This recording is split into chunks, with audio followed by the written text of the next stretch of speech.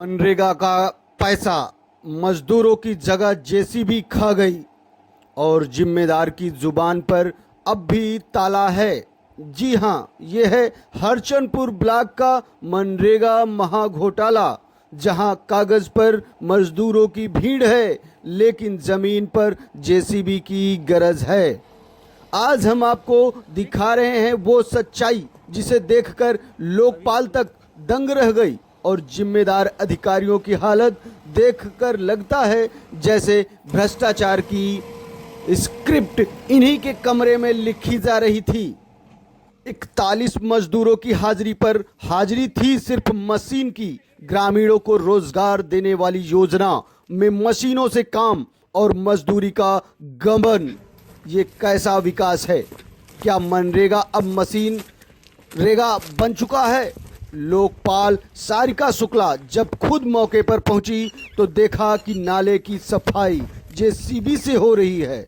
न कोई मजदूर, न काम करने वाला का नामो निशान। और हद तो तब हो गई जब ग्राम प्रधान जी खुद खड़े होकर इस गोरख धंधे को वैधता दे रहे थे। जी हाँ, जीपीएस ऐप से सबूत भी कैद हुए, फोटो, वीडियो, लोकेशन, सब कुछ। लेकिन अब असली सवाल, क्या सिर्फ लोकपाल की मौजूदगी ही काफी है?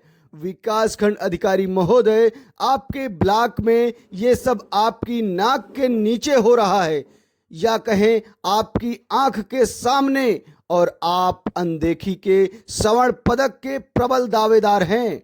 क्या कुर्सी पर बैठना ही कर्तव्य निभाना है, या कुर्सी के नीचे जो लूट चल रही है उस पर भी नजर रखनी चाहिए? सरकार की जीरो टॉलरेंस नीति का कागजों पर गुणगान करने वाले अफसर साहब, अब जवाब दीजिए, गरीब की मजदूरी का इस लूट पर आप मूक दर्शक क्यों बने हैं? समाज तक पूछता है, क्या अब भी कोई कार्रवाई होगी, या फिर सबूतों के बोझ तले फाइलें भी सिसकती रहेंगी और घोटालेबाज हंसते रहेंगे?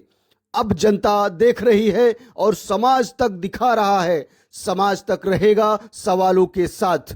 जवाब आप दें, नहीं तो जवाबदेही तय करवाएंगे। नियमों के अनुसार जेसीबी, ट्रैक्टर, मशीनों का उपयोग सख्त वर्जित है जब तक कोई विशेष अनुमति न हो।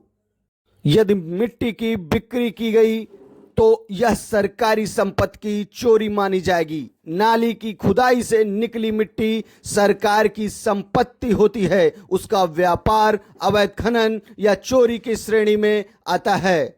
ऐसे में ट्रैक्टर व ट्राली चोरी, तस्करी व अवैध खनन में सहयोगी माने जाते हैं।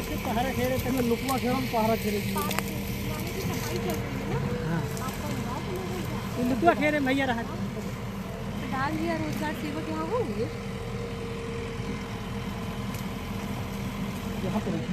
ध्यान भी नहीं है यहाँ पे।